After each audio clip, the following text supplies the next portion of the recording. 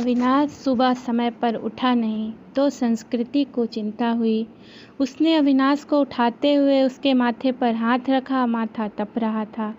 संस्कृति घबरा उठी। अविनाश को तेज बुखार था। 2 दिन से वह खांस भी रहा था। संस्कृति ने कल इसी वजह से उसे ऑफिस जाने से मना कर दिया था, मगर आज तेज बुखार भी था। उसने जल्दी से अविनाश को दवा खिलाकर माथे पर ठंडे पानी की पट्टी रखी। संस्कृति और अविनाश की शादी को अभी ज़्यादा वक्त नहीं गुजरा था। 2 साल ही तो हुए थे।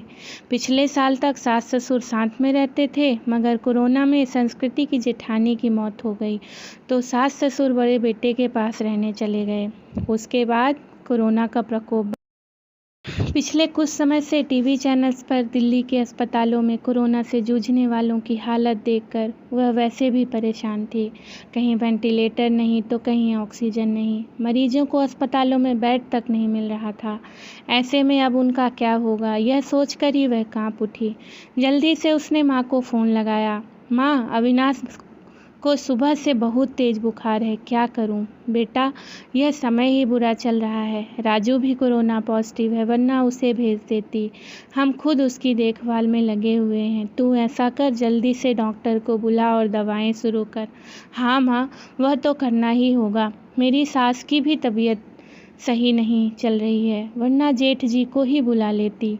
घबरा नहीं बेटी, धैर्य से काम ले, सब ठीक हो जाएगा। माँ ने समझाने का प्रयास किया। संस्कृति ने पति का कोरोना टेस्ट कराया। तब तक फैमिली डॉक्टर से पूछकर दवाएं भी देती रही। इस बीच अविनाश की हालत ज़्यादा खराब होने लगी तो वह उसे लेकर अस्पताल भागी। 2 अस्पतालों से निराश लौटने के बाद तीसरे में मुश्किल से बेड का इंतजाम हो सका। सास ससुर और जेठ भी दूसरे शहर में थे, सो मदद के लिए आ नहीं सके। वैसे भी दिल्ली में लॉकडाउन लगा हुआ था। रिश्तेदार चाह कर भर उसकी मदद नहीं कर सकते थे। आस पड़ोस वालों ने कोरोना के डर से दरवाजे बंद कर लिए। तब संस्कृति ने अपने दोस्तों को फ़ोन लगाया, पर सबने बहाने बना दिए। अकेली संस्कृति पति की सेवा में लगी हुई थी। अस्पताल में मरीजों की लंबी कतारों और मौत के तांडव के बीच किसी तरह संस्कृति खुद को बचाते हुए पति के लिए दौड़ भाग करने लग गई। कभी दवा की पर्ची लेकर भागती तो कभी खाना लेकर, कभी डॉक्टर से गिड़गिड़ाती तो कभी थक हार कर बैठ जाती। उसे कोरोना वार्ड में जाने की इजाज़त नहीं थी। बाहर रिसेप्शन में बैठकर ही पति के ठीक होने की कामना करती रहती। उस पर पति की तबीयत अच्छी होने के बजाय बिगड़ती जा रही थी। उस दिन भी डॉक्टर ने पर्ची में कई दवाएं जोड़कर लिखी। वह दवाएं लेने गई, मगर जो सबसे ज़रूरी दवा थी वह नहीं मिली। अस्पताल में उसका स्टॉक ख़त्म हो चुका था। अब वह क्या करेगी? बदहवास से वह अस्पताल के बेंच पर बैठ गई। बगल में ही परेशान सा एक युवक भी बैठा था। संस्कृति ने उसकी तरफ मुखातिब किया और पूछा, आप बता सकते हैं यह दवा मुझे कहाँ मिलेगी? मैं खुद यह दवा ढूंढ रहा हूँ। आसपास तो मिली नहीं। मेरे दोस्त ने बताया है कि नोएडा में उसकी शॉप है। उसने कुछ दवाएं स्टॉक पर रखी हैं, सो वह मुझे दे देगा। अभी जाने की सोच ही रहा था। पर्ची लाइए, मैं अपने साथ आपके लिए भी दवा ले आता हूँ। बहुत मेहरबानी होगी।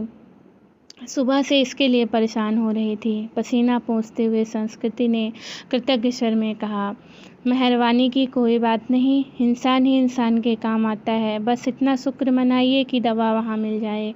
कहकर वह चला गया। करीब 2-3 घंटे बाद लौटा तो उसके चेहरे पर परेशानी की लकीरों के बावजूद खुशी थी। यह लीजिए, बड़ी मुश्किल से मिली, मगर मिल गई, यही बहुत है। बहुत बहुत शुक्रिया। कितने की है?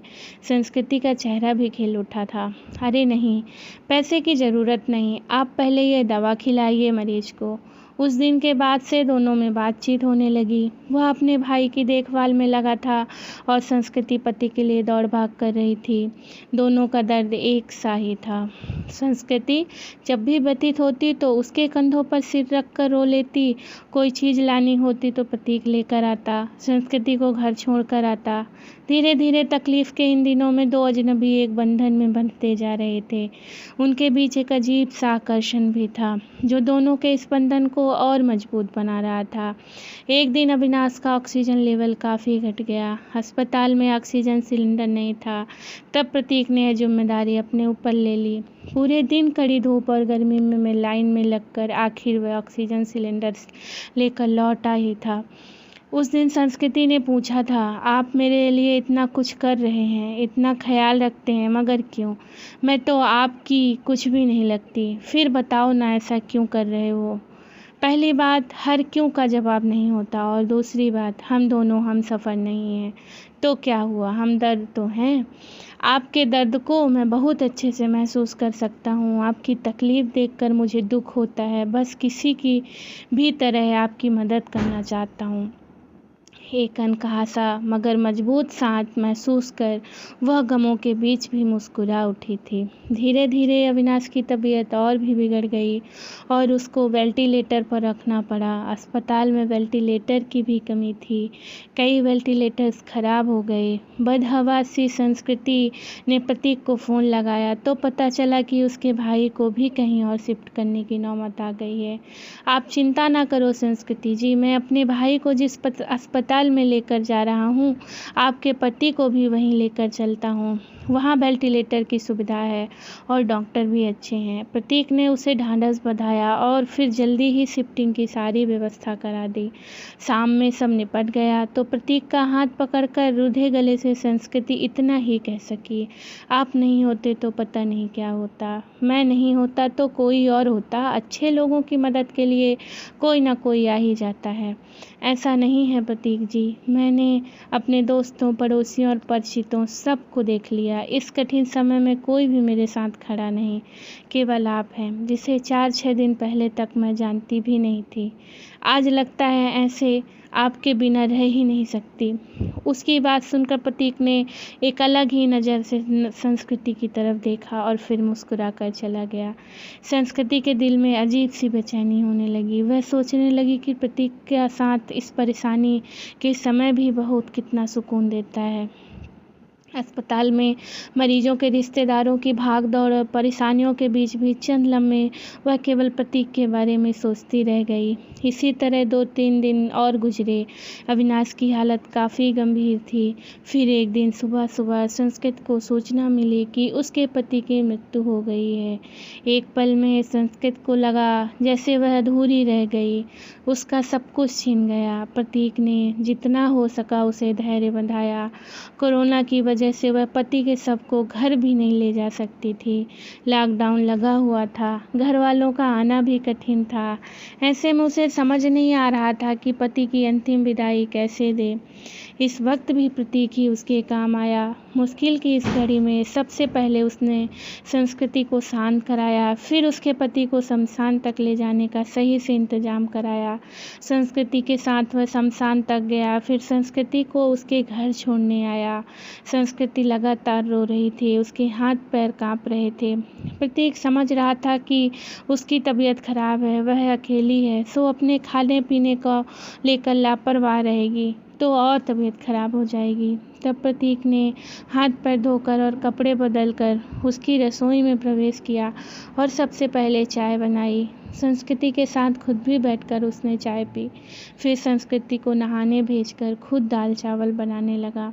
संस्कृति को खाना खिलाकर उसके लिए सब्जी, फल, दूध आदि का इंतजाम कर और सांत्वना देकर वह वापस लौट गया। 2-3 दिनों बाद जब संस्कृति थोड़ी सामान्य हुई और पति की मौत के सदमे से उबरी तो उसे प्रतीक की याद आई। प्रतीक उसके लिए अपनों से बढ़कर बन चुका था, मगर उसे पता नहीं था कि वह कहाँ रहता है, क्या जॉब करता है। बस एक फ़ोन नंबर था। उसने फ़ोन मिलाया तो नंबर बंद आ रहा था। संस्कृति घबरा उठी। वह प्रतीक से संपर्क करना चाहती थी, मगर ऐसा ना हो सका। 2-3 घंटे वह लगातार फ़ोन ट्राई करती रही, मगर फ़ोन बंद ही आ रहा था। अब उससे रहा नहीं गया। कुछ सोच कर वह उसी अस्पताल में पहुंची जहां उसके पति और प्रतीक का भाई एडमिट था। वह रिसेप्शन एरिया में घूम घूम कर प्रतीक को खोजने लगी, क्योंकि अक्सर दोनों वहीं बैठे होते थे। फिर वह उसे खोजती हुई कैंटीन में भी गई, हर तरफ चक्कर लगा लिया, मगर प्रतीक कहीं नज़र नहीं आ रहा था। थक कर वह वापस रिसेप्शन में आकर बैठ गई और सोचने लगी, अब क्या करें। तभी उसे वह नर्स नजर आई जिसने संस्कृति की जान पहचान हो गई थी। संस्कृति के पति की देखभाल वही नर्स करती थी। संस्कृति उसे अक्सर अम्मा कहकर पुकारा करती। नर्स ने प्रतीक को भी उसके साथ कई बार देखा हुआ था। संस्कृति दौड़कर नर्स के पास गई। दुखी स्वर में नर्स ने कहा, सॉरी बेबी, तुम्हारे पति को हम बचा नहीं पाए। जो लिखा था वह हो गया, पर यह बताओ अम्मा, आपको प्रतीक याद है जो अक्सर मेरे साथ होता था? उसके भाई का इलाज चल रहा था। हाँ बेबी, उसके भाई की भी मृत्यु हो गई। वह खुद भी एडमिट है। उसे भी कोरोना है और जानती हो बेबी, वह तेरे पति वाले बेड पर ही है, बेड नंबर 125। सच अम्मा, आप उसे पहचानती हो ना? हाँ बेबी, पहचानती हूँ। तेरी बहुत हेल्प करता था, पर अब उसकी हेल्प करने वाला कोई नहीं, अकेला है वह। मैं हूँ ना अम्मा, अब उसके लिए किसी भी चीज़ की ज़रूरत पड़े तो मुझे बताना। मैं उसके अटेंडेंट के रूप में अपना नाम लिखवा देती हूँ। ठीक है बेबी, मैं बताती हूँ तुझे। इसके बाद संस्कृति पूरे मन से प्रतीक की सेवा में लग गई। उसके लिए घर का खाना, फल, दवाएं वगैरह लेकर आना, उसकी हर जिम्मेदारी अपने ऊपर लेना, डॉक्टरों से उसकी तबीयत की हर वक्त जानकारी लेते रहना, जैसे काम वह पूरे उत्साह से कर रही थी। इस बीच प्रतीक की हालत बिगड़ी और उसे आईसीयू ले जाने की ज़रूरत पड़ गई। इसके लिए अस्पताल के क्लर्क ने उसके आगे एक फॉर्म बढ़ाया। उसमें मरीज के साथ क्या संबंध है यह लिखकर हस्ताक्षर करना था। संस्कृति कुछ पलों के लिए सोचती रही वह क्या लिखे। फिर उसने उस खाली जगह पर पत्नी लिखकर साइन कर दिया। क्लर्क को कागज़ थमाकर वह खुद ही मुस्कुरा उठी। 2-3 दिन आईसीयू में रहकर प्रतीक की हालत में सुधार शुरू हुआ और उसे कोविड वार्ड में वापस शिफ्ट कर दिया गया। 7-8 दिनों तक लगातार सुधार होने और रिपोर्ट नेगेटिव आने के बाद उसे डिस्चार्ज भी करा दिया गया। इतने दिनों तक संस्कृति ने भी अपना खाना पीना और नींद भूलकर दिन रात प्रतीक की सेवा की थी। डिस्चार्ज वाले दिन वह बहुत खुश थी। उसने सीधा अपने घर के लिए कैब बुक किया और प्रतीक को अपने घर ले आई। प्रतीक ने टोका तो संस्कृति ने थोड़े शरारती अंदाज में जवाब दिया, मैंने फॉर्म में एक जगह यह लिखकर साइन किया है कि मैं तुम्हारी पत्नी हूँ और इसलिए अब मेरा और तुम्हारा घर अलग अलग नहीं बल्कि एक ही होगा। संस्कृति, लोग क्या कहेंगे? लोगों का क्या है प्रतीक? जब मुझे ज़रूरत थी तो क्या लोग मेरी मदद के लिए आगे आए थे? नहीं ना, उस वक्त तुमने मेरा साथ दिया था। अब मेरी बारी है। इसमें गलत क्या है? तुम थोड़े ठीक हो जाओ, फिर सोचेंगे क्या करना है। संस्कृति ने अपना फैसला सुना दिया। करीब 10 दिन संस्कृति ने जी भर प्रतीक का ख्याल रखा। इस तरह उसकी सेहत पहले से अच्छी हो गई और खुश रखने का प्रयास करती रही। संस्कृति एक संयुक्त परिवार से संबंध रखती थी। ससुराल में धन संपत्ति की कमी नहीं थी। यह घर भी पति के बाद उसके नाम हो चुका था। पति ने उसके लिए काफ़ी संपत्ति और गहने भी छोड़े थे। बस एक हमसफ़र की कमी थी जिसे प्रतीक पूरा कर सकता था। उस दिन शाम में संस्कृति ने प्रतीक के हाथों को थाम कर कहा, जो बात मैंने अनजाने में ही उस फॉर्म में लिखा, क्या हम उसे हकीकत का रूप नहीं दे सकते? क्या मैं तुम्हें अपने हमदर्द के साथ साथ एक हमसफ़र के रूप में भी स्वीकार हूँ? मुझे लगता है संस्कृति कि अब यह बात कहना फिजूल है। मतलब यह कि तुम ऑलरेडी मेरी हमदर्द और हमसफ़र बन चुकी हो।